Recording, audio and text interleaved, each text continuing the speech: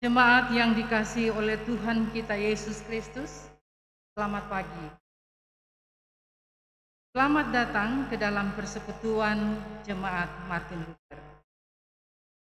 Hari ini kita memasuki masa minggu ke-12 sesudah Pentakosta.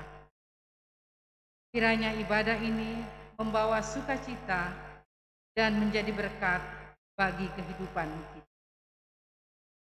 Pemberitaan firman akan disampaikan oleh Pendeta Rudi Manuel Dirihena. Marilah berdiri untuk menyambut firman Tuhan hadir di tengah-tengah persekutuan kita. Kita tembangkan nyanyian dari Gita Bakti 6, Bernyanyilah Orang Percaya.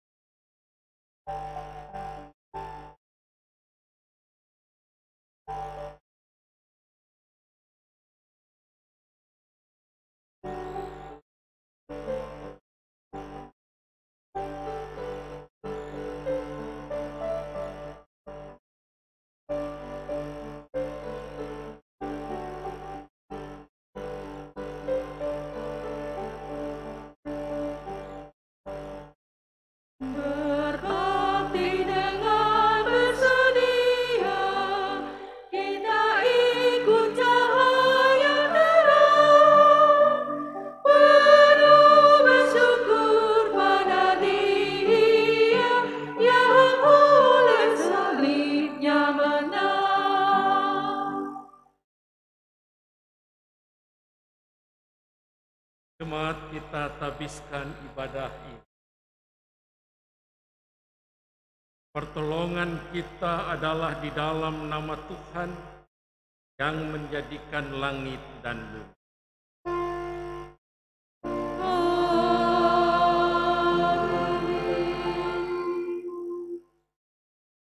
Nats pembimbing kita hari ini terambil dari kitab Yeremia pasal 34 ayat 13 dan ayat 14 yang berkata demikian. Beginilah firman Tuhan, Allah Israel, aku sendiri telah mengikat perjanjian dengan nenek moyangmu pada waktu aku membawa mereka keluar dari tanah Mesir, dari tempat perbudakan. Pada akhir 7 tahun, haruslah kamu masing-masing melepaskan saudara bangsa Ibrani yang sudah menjual dirinya kepadamu. Dia akan bekerja padamu 6 tahun lamanya. Kemudian haruslah engkau melepaskan dia sebagai orang merdeka. Tapi nenek moyangmu tidak mendengarkan aku dan tidak memperhatikan aku. Terimalah salam, kasih karunia dan damai sejahtera dari Allah Bapa dan Kristus Yesus Juru Selamat kita menyertai Dan menyertaimu juga.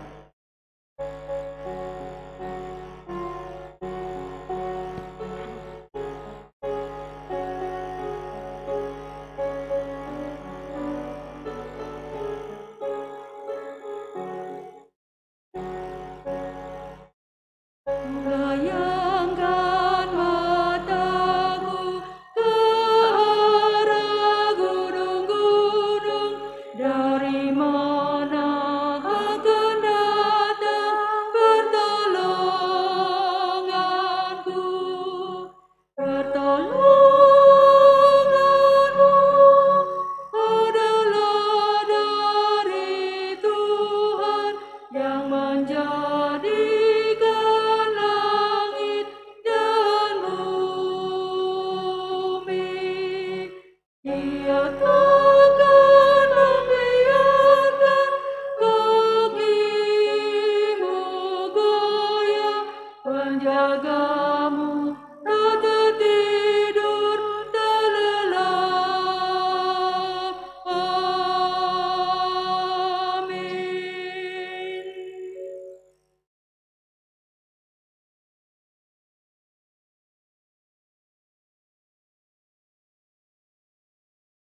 Jemaat Tuhan, dengan rasa sesal dan malu, dan dengan kerendahan hati, marilah mengaku akan dosa-dosa kita. Kasihanilah kami ya Allah, menurut kasih setiamu. Hapuskanlah pelanggaran kami, menurut rahmat-Mu yang besar. Bersihkanlah kami seluruhnya dari kesalahan kami, dan tahirkanlah kami dari dosa kami. Sebab kami sendiri sadar akan pelanggaran kami, dan senantiasa bergumul dengan dosa kami. Jadikanlah hati kami tahir ya Allah, dan baharuilah batin kami dengan roh yang teguh. Janganlah membuang kami dari hadapan-Mu, dan janganlah mengambil roh-Mu yang kudus daripada kami. Bangkitkanlah kembali pada kami kegirangan, karena selamat yang daripada-Mu, dan lengkapilah kami dengan roh kerelaan.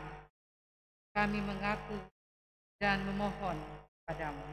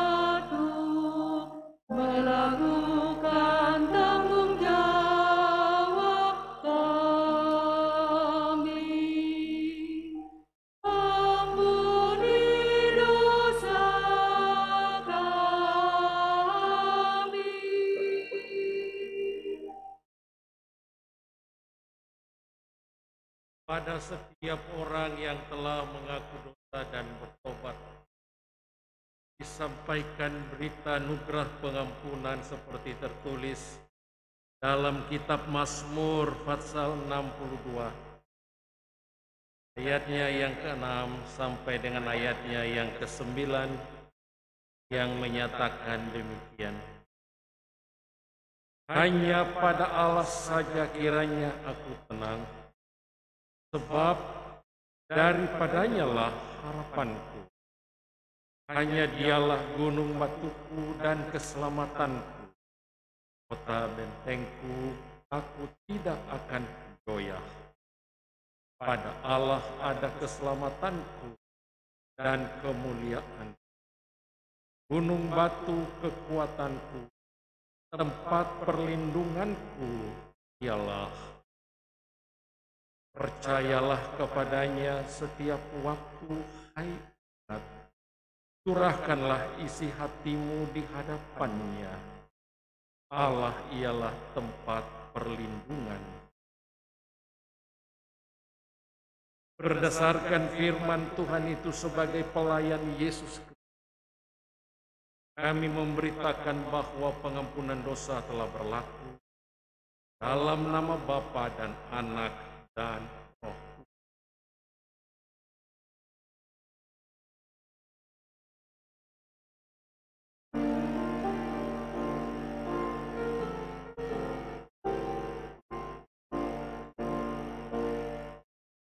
Dosamu dihapuskan.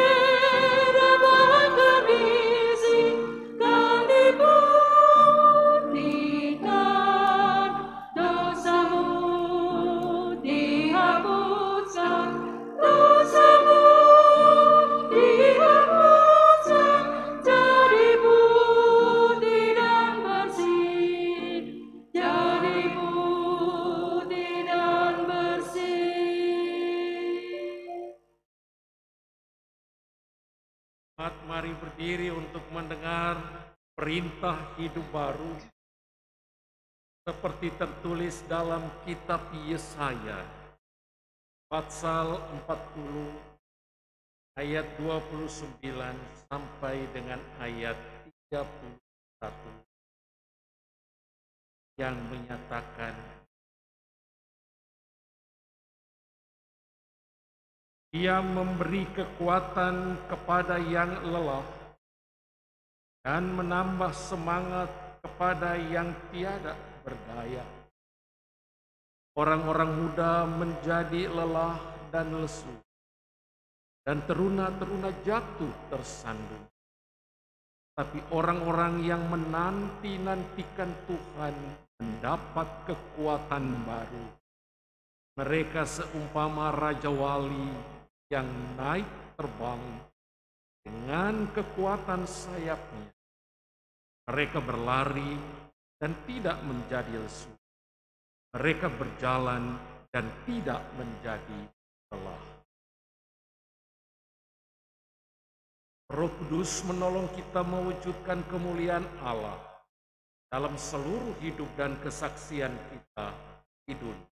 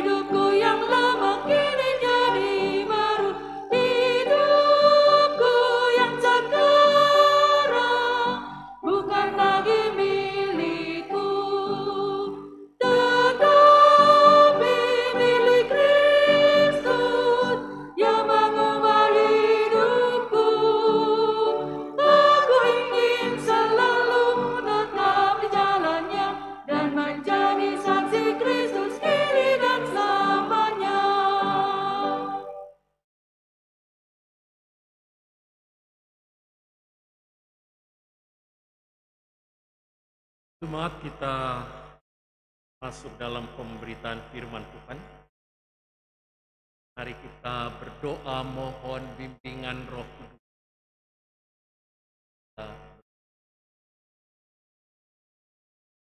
Bapa Surgawi, kami telah siap menerima sabda-Mu. Tuntunlah hamba dan jemaat-Mu melalui Roh Kudus, supaya berita firman yang kami baca dan kami renungkan ini memberi kami pedoman hidup dan kekuatan iman. Dalam nama Yesus kami berdoa. Amin. Mari berdiri untuk mendengar firman Tuhan. Haleluya.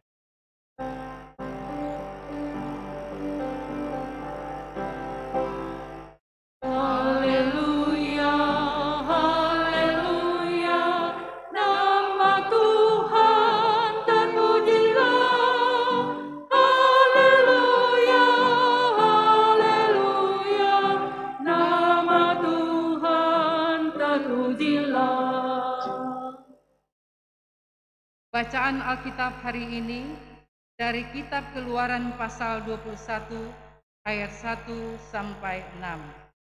Kitab Keluaran pasal 21 ayat 1 sampai 6 yang menyatakan, Inilah peraturan-peraturan yang harus kau bawa ke depan mereka. Apabila engkau membeli seorang budak Ibrani, maka haruslah ia bekerja padamu 6 tahun lamanya, tetapi pada tahun yang ke-7, ia diizinkan keluar sebagai orang merdeka dengan tidak membayar tebusan apa-apa. Jika ia datang seorang diri saja, maka keluar pun ia seorang diri. Jika ia mempunyai istri, maka istrinya itu diizinkan keluar bersama-sama dengan dia. Jika tuannya memberikan kepadanya seorang istri dan perempuan itu melahirkan anak-anak lelaki atau perempuan, maka perempuan itu dengan anak-anaknya tetap menjadi kepunyaan tuannya. dan budak laki-laki itu harus keluar seorang diri. Tetapi jika budak itu dengan sungguh-sungguh berkata, "Aku cinta kepada tuanku, kepada istriku, dan kepada anak-anakku, aku tidak mau keluar sebagai orang merdeka," maka haruslah tuannya itu membawanya menghadap Allah, lalu membawanya ke pintu atau ke tiang pintu, dan tuannya itu menusuk telinganya dengan penusuk, dan budak itu bekerja pada tuannya untuk seumur hidup. Demikianlah pembacaan Alkitab. Hendaklah firman-Nya diam dengan segala kekayaannya di antara kamu, dan ucaplah syukur kepada Allah.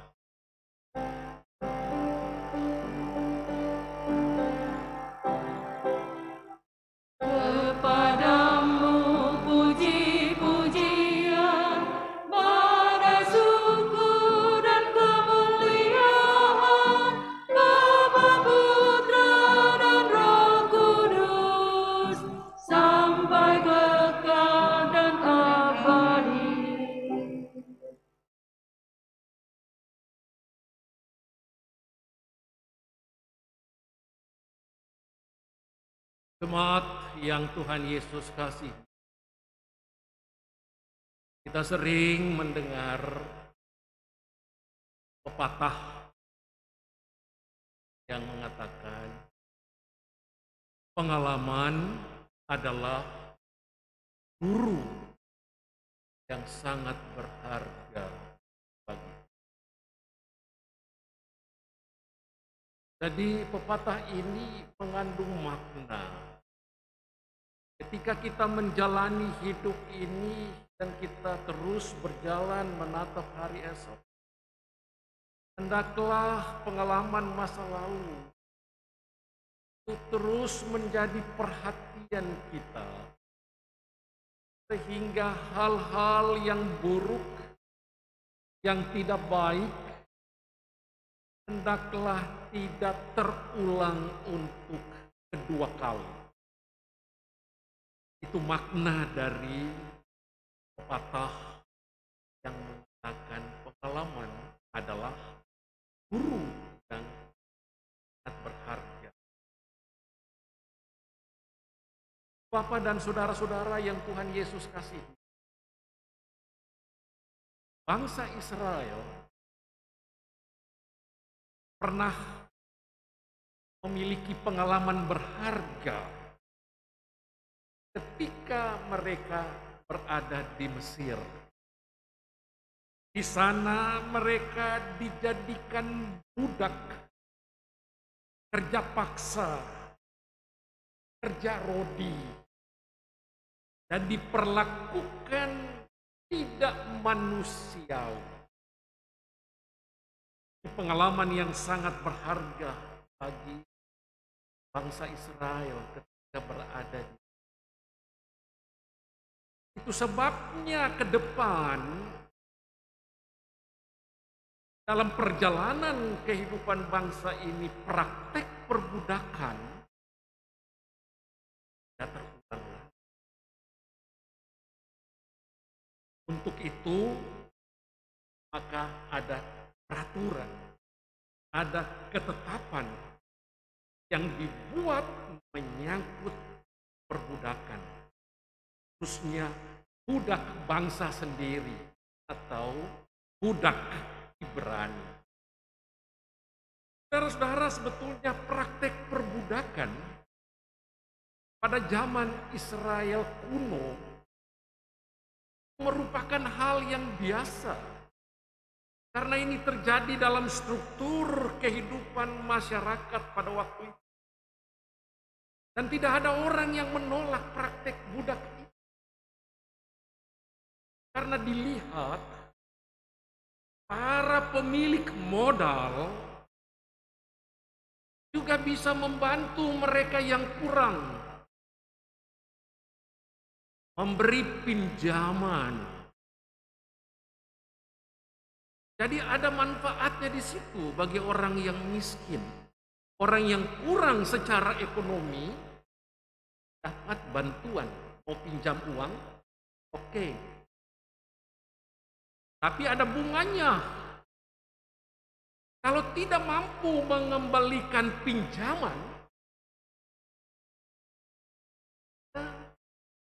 anak perempuan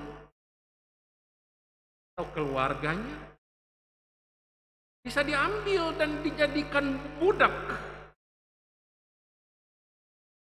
Jadi pada waktu itu, kalau orang secara ekonomi kurang atau mengalami kesulitan ekonomi, bisa menjadi budak.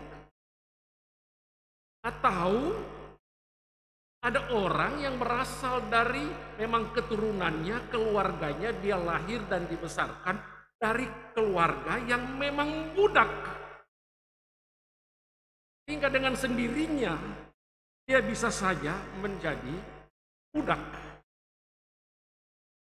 Saudara-saudara, kondisi perbudakan itu tidak enak. Karena orang dilihat seperti barang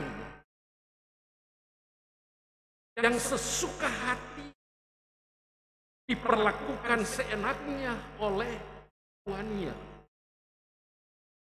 oleh pemilik modal. Seenaknya dia mau buat apa?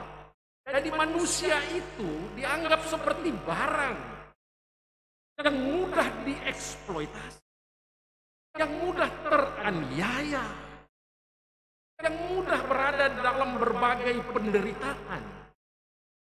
Secara ekonomi katakanlah mereka sudah menderita, kemudian diperlakukan seperti budak tanpa bahkan tambah menderita. Jadi praktek perbudakan. Di mata Tuhan, praktek seperti ini tidak dapat dibenarkan.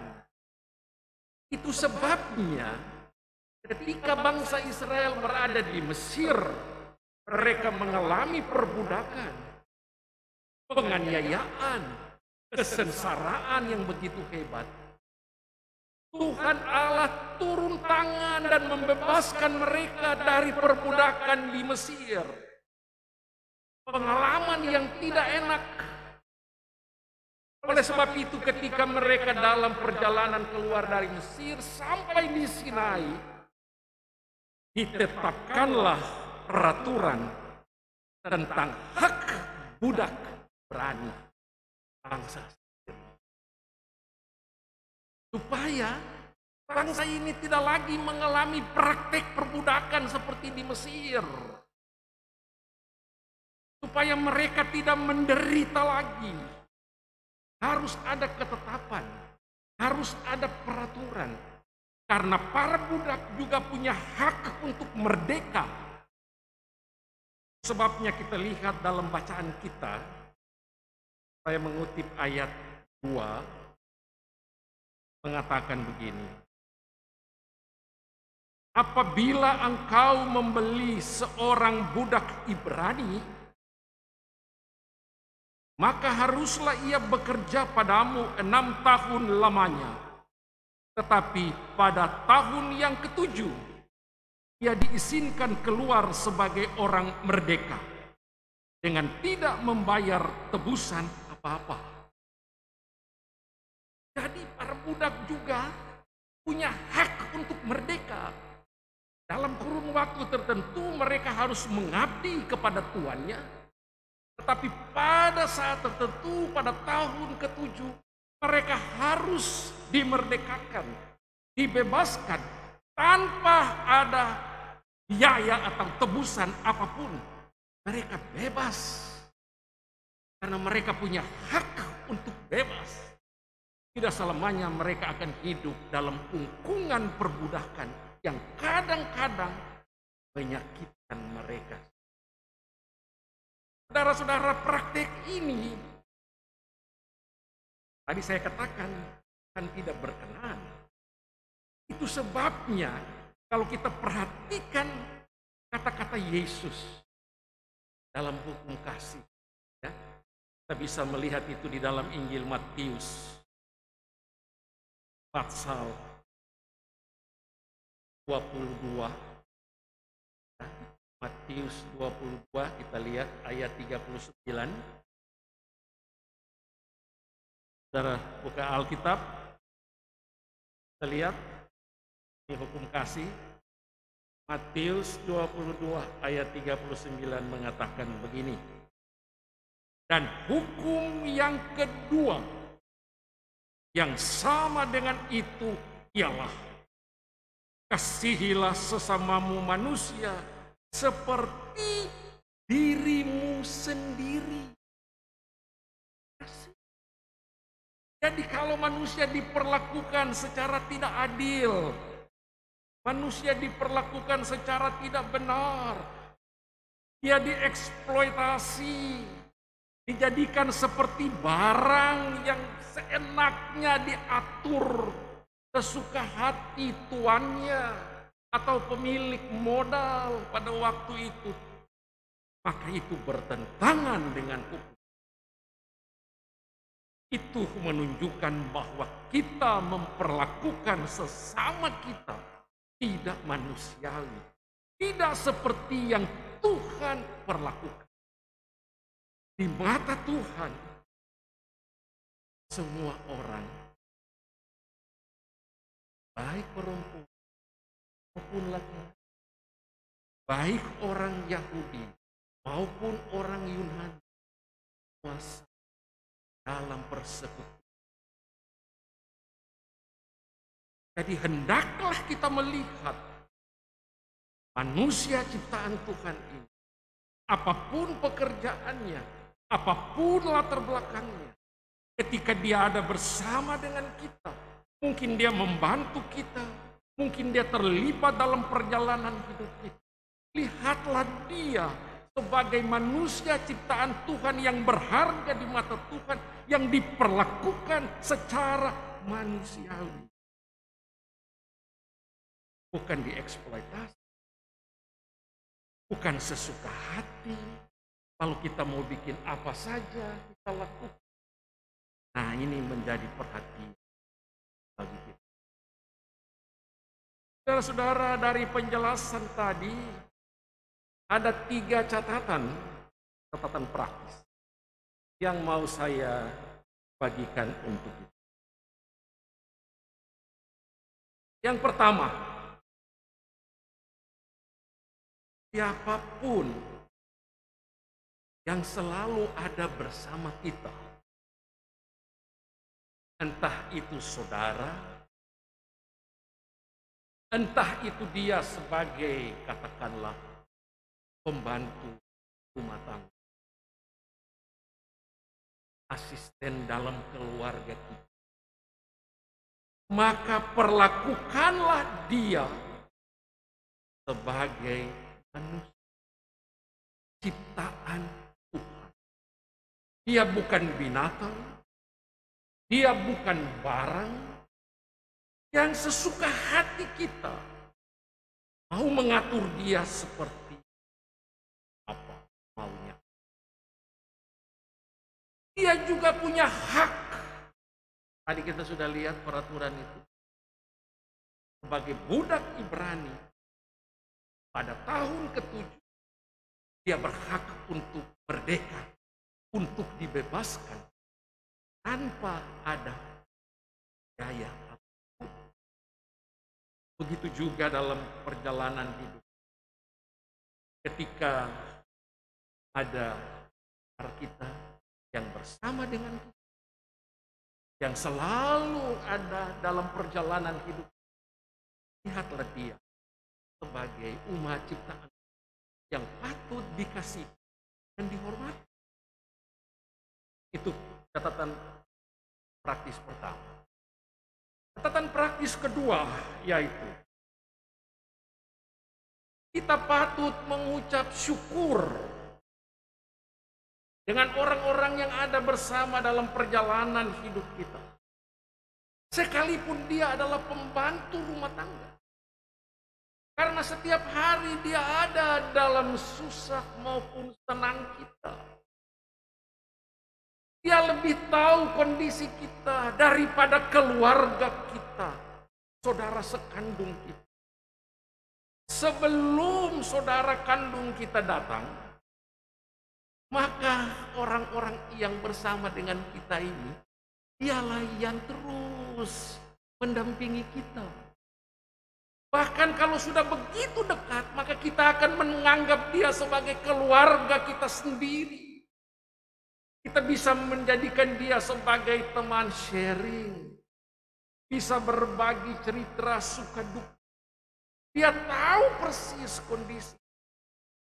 Jadi dalam kondisi dan konteks seperti ini, saya mau katakan, patutlah bagi kita untuk mengucap syukur dengan kehadiran orang-orang yang ada bersama dengan kita. Syukuri bahwa dia selalu mendampingi kita. Sebelum saudara sekandung kita tahu, sebelum saudara sekandung kita datang bersama melihat kita, dia lebih dulu melihat. Nah itu, cara yang kedua, berilah jika ada yang menemani dan bersama. Ketika kita butuh apa-apa, kita tolong dia. Tolong dong buatin ini. Tolong dong bersihkan ini. Kalau dia tidak ada, ya kitalah yang harus melakukan. COVID seperti sekarang ini, banyak orang yang harus di rumah. Kadang pembantu juga harus pulang ke rumahnya. Dan mau tidak mau kita harus kerja sendiri. Kita harus melakukannya sendiri. Pada saat itu saja kita berpikir, aduh, gara-gara bantu pulang jadi begitu. Nah, risiko karena kondisi kayak begitu. Tapi kalau ada mereka, maka mereka akan bersama dengan melayani, membantu kita. Walaupun untuk itu mereka juga harus gaji sesuai dengan dan yang berlaku. Yang ketiga, kita bisa menjadi saluran berkat bagi orang lain yang saat itu ada bersama dengan dia. Diberi gaji, dia diberi upah. Dari upah itu dia juga mengucap syukur karena upah itu bisa dipakai bagi kehidupan keluarganya. Dia bisa juga hidup. Dia juga mensyukuri apa yang dia dapat dari itu. Saling memberi, saling mengucap syukur apa yang dia. 3 catatan sudah saya berikan. Lalu saya ingat beberapa hari yang lalu saya baca WhatsApp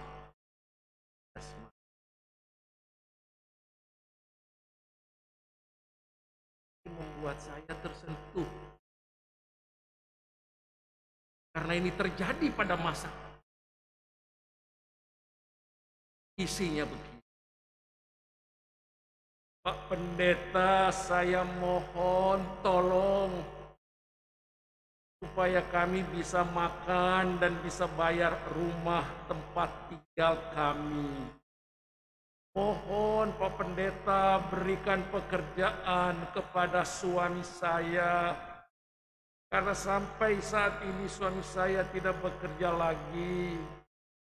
Mobil yang selama ini dipakai untuk bekerja sudah ditarik oleh dealer. Tolong Pak Pendeta, pekerjaan apa saja tidak apa-apa. Pekerjaan apa saja tidak apa-apa Pak Pendeta untuk tambah pencaharian.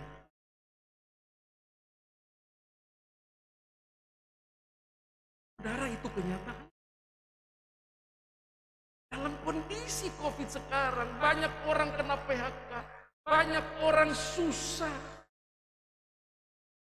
Dan jika ini terjadi dalam kehidupan Israel, maka orang-orang yang sulit secara ekonomi ini akan datang kepada pemilik modal supaya dia dapat bantuan.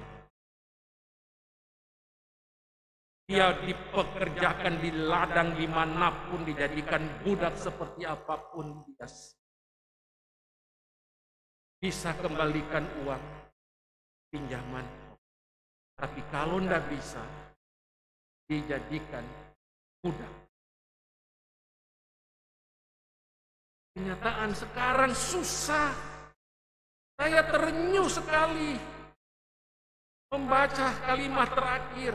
Pekerjaan apa saja saya siap. Yang penting ada tambahan pencaharian supaya bisa bayar kontrakan. Kalau saudara tanya ini dari mana, saya tidak akan bilang dari mana. Jemaat mana juga saya tidak bilang jemaat mana. Biarlah ini menjadi catatan tersebut. Syukur-syukur orang yang saya dekati minta tolong bisa menjadi saluran berkat bagi saudaraku tadi. Saya berdoa kiranya Tuhan memakai pribadi-pribadi sebagai saluran berkat pada saudara-saudara kita yang dalam kondisi sekarang sangat sulit. Mau makan, mau minum, mau bayar kontrakan saja susah, semua susah.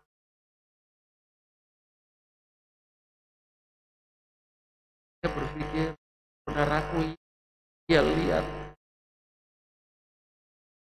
saya bisa membantu dia.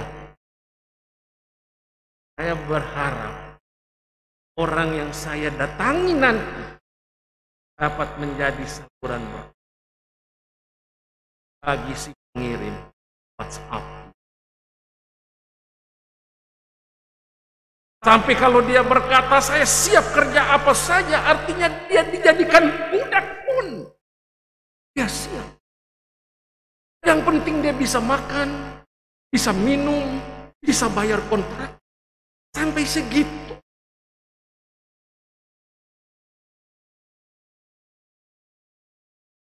Jadi firman Tuhan hari ini sudah ribuan tahun yang lalu. Tetapi dia berbicara sesuai dengan kondisi, kenyataan yang ada saat ini. Banyak orang siap menjadi apa saja. Dipekerjakan seperti apa saja supaya bisa hidup. Saya percaya ketika firman Tuhan ini menyapa kita hari ini, tangan kita akan terbuka. Tangan yang penuh kasih, yang penuh perhatian, yang mau memperlakukan sesama kita secara manusiawi, yang mau membantu kebutuhan saudara-saudara kita yang saat ini sungguh-sungguh terpuruk. Kita berdoa supaya COVID-19 dapat dan bangsa kita, jemaat kita dapat kembali hidup normal. Tapi kesulitan ini harus kita hadapi. Kita tidak sendirian, karena Tuhan memberikan pendamping. Roh Kudus menyertai kita. Ada saja berkat yang Tuhan berikan di tengah kesulitan hidup. Percayalah, kita masuk terowongan, ada kegelapan, tapi di ujung terowongan ada terang yang bisa kita lihat. Dan terang itu, terang yang memberi petunjuk arah jalan hidup yang harus. Amin.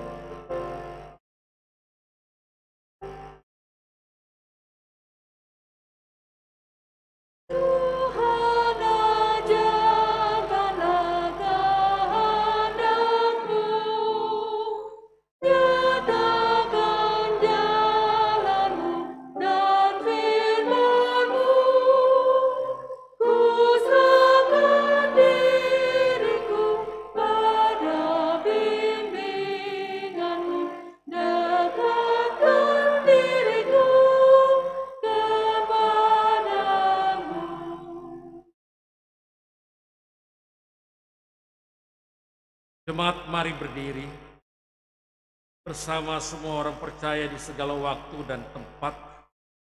Marilah kita mengaku iman menurut pengakuan iman Rasul, dengan hati dan mulut serta sikap semua masing-masing berkata,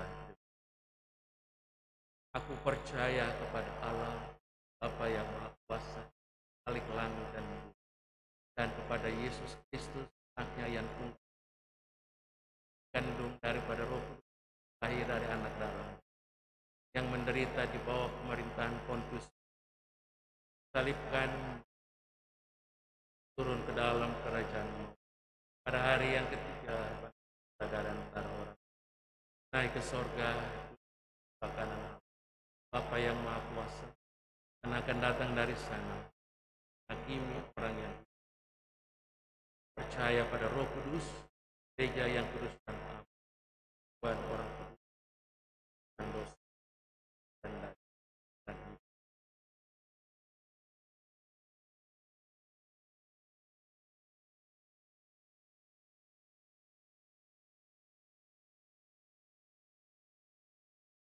Mari kita berdoa. Bapa Sorgawi, kami menghampiri kekudusan-Mu. Kami menaikkan puji syukur atas penyertaan dan kasih sayang Tuhan bagi kami. Terima kasih Bapa, kebenaran firman-Mu dapat kami baca dan kami renungkan. Baik kami yang beribadah dalam gedung gereja ini, maupun sebagian besar jemaat-Mu yang mengikuti ibadah ini dari rumah masing-masing. Biarlah firman Tuhan menyapa kami semua, memberi kami kekuatan iman dan menjadi petunjuk berharga dalam menjalani hidup. Bapa yang kekal kudus, kami teringat mendoakan saudara-saudara kami yang saat ini berada di dalam duka cita karena Tuhan memanggil pulang orang-orang yang dicintai. Kami teringat untuk berdoa bagi keluarga Twege Simanjuntak. Biarlah Tuhan datang dengan kuasa-Mu memberi penghiburan dan kekuatan iman bagi keluarga yang berduka yang ditinggalkan. Tolong mereka Tuhan, juga jemaat-Mu yang lain dalam berbagai pergumulan dan tantangan hidup. Mereka yang sakit dan yang saat ini berada di dalam pemulihan kesehatan. Ibu Rita Tumbelaka, hamba-Mu Pendeta Tosye Hatumesen, Saudara Mebi Kadengki, Bapak Daniel Sausilawani, Astuti Kuroso, Penatua Bapak Arnold Ceha, Umari RT, Bapak S.E. Marpau, M. Marpau, Ibu Helena Gang, Bapak Anton Wirihena, Ibu Sherry Evelman, Bapak Bok Tarore, Juliana Worek, Bapak Deki Tio, Bu Pauline Paumei, Saudara Rita Sihombing, Bu Teneke Tuege, Ibu Ruth Bubu, Taune Putri, Bapak Freddy Lasut, Naini, Anwar Rasi, Dia Ken Posuma, Denny Posuma, Saudara Dolphy Perseverisa, Teta Hali Yonatan, Saudara Parmin, Bapak MT Sihombi. Tuhan tolong saudara-saudara kami yang kami sebut namanya maupun yang tidak sempat kami sebut. Biarlah Tuhan datang jamah, Tuhan sembuhkan mereka, dan biarlah pemulihan mereka berangsur-angsur memiliki kekuatan baru yang berasal daripada Tuhan. Kami teringat mendoakan sama kami yang saat ini terinfeksi virus corona. Tuhan tolong mereka Bapa, ringankan beban yang ada. Berkati para dokter dan juru rawat yang selalu memperhatikan dan melayani orang-orang. Tuhan juga ada bersama dengan mereka Bapa. Sertai mereka dalam pelayanan medis yang mulia ini. Bapa yang kekal kudus, kami juga mengucap syukur bersama jemaat-Mu yang mulai hari ini dan hari-hari mendatang, berulang tahun kelahiran maupun perkawinan. Kiranya Tuhan berkenan menerima setiap syukur yang dinaikkan. Teringat juga mendoakan jemaat-Mu yang berada dalam berbagai tantangan dan pergumulan hidup. Tolong mereka Tuhan dan tunjukkan jalan keluar terbaik. Juga kami berdoa bagi anak-anak kami yang saat ini bekerja atau menuntut ilmu, baik di dalam negeri maupun di luar negeri.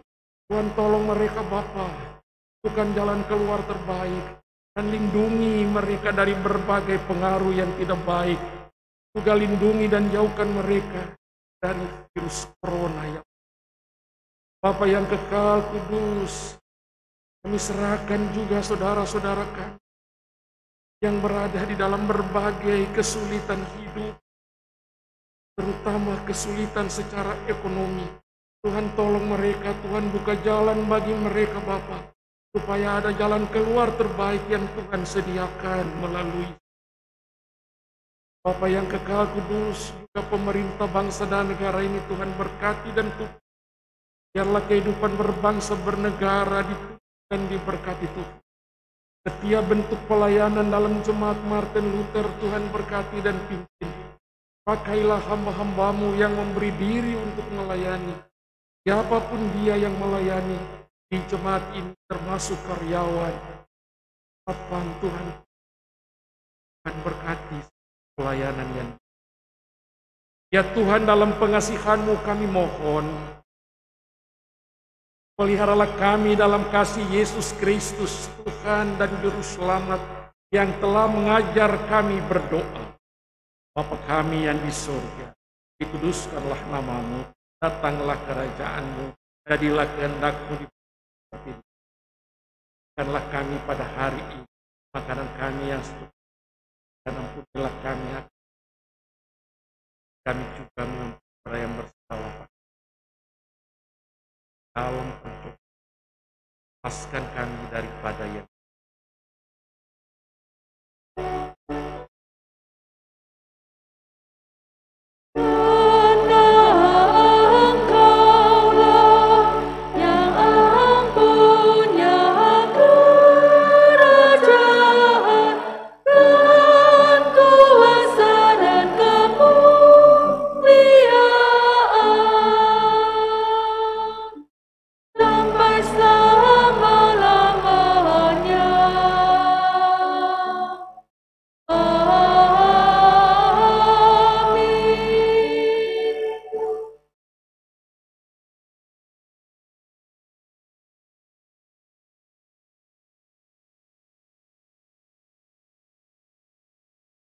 Jemaat, saatnya kita memberi persembahan persepuluhan, persembahan syukur, dan persembahan sukarela lainnya.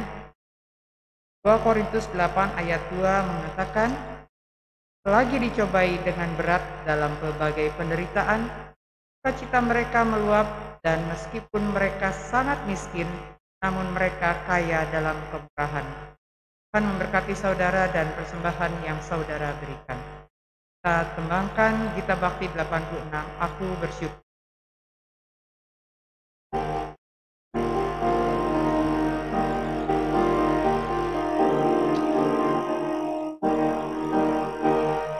Aku bersyukur Allah sumber hidupku, harta dan benda dicukupkan bagiku. Puji dan syukur ku naikkan kepadanya, yang maha kudus di surga terpujilah. Dia sumber hidupku, baginya syukur dan pujian selamanya.